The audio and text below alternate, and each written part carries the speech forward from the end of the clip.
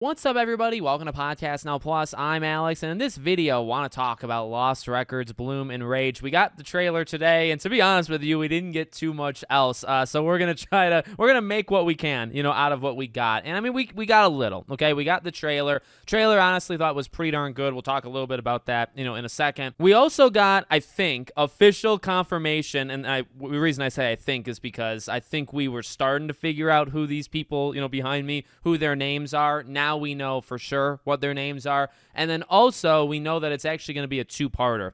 Nothing else has really changed. So you can still wishlist it. It's still coming out in late 2024. It's coming out on all the systems that it was going to come out in, a few months back when they first showed it. So not much in that department has actually changed. I do want to start at that two-parter thing, and then we'll talk about the actual trailer itself. I'm a fan. I've been a fan of episodic releases really since, well, not the exact beginning because I wasn't there for like the Jurassic Park and even the Back to the Future. I played it, but I played it like later. So I guess I wasn't there at the originating point. But, when it came to Life is Strange and then it came to like the Telltale stuff, right? I mean, you can look at Life is Strange from Don't Nod. I really believe in the episodic nature.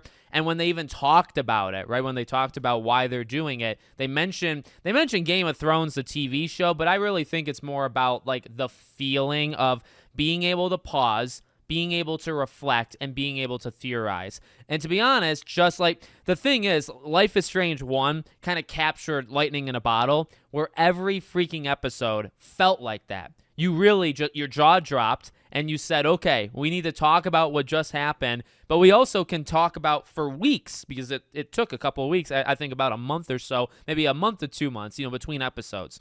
But it gave you a lot of time to reflect, and it gave you a lot of time to push forward. Now, that didn't work for all of the episodic games. Some of them were just not very good. I'm not even talking just about Don't Nod, just in general. Some episodic games, there's not enough there to actually get too excited for the future or even really reflect on what you just did, right? So I will say there's a caveat. I'm a big fan of episodic, but the game has to work. And I mean, that's a very like a blanket statement type thing, but it really does need to work. If this game is unintriguing, is that a word? If it's not interesting, if it's not something that you theorize where it's going or even care about what you just did, this isn't going to work. Then it's just kind of dumb. And you say to yourself, man, I wish they just released the whole game, get it over with. But if it does hit, which I do hope this game hits, and I feel like it's got a pretty good shot. If it hits, it's all about, oh my dear God, let's talk about this moment or that moment. And then also, where are we going for part 2? So I really think the risk, like the reward is worth taking the risk on it. Okay, I would really, I think, say that.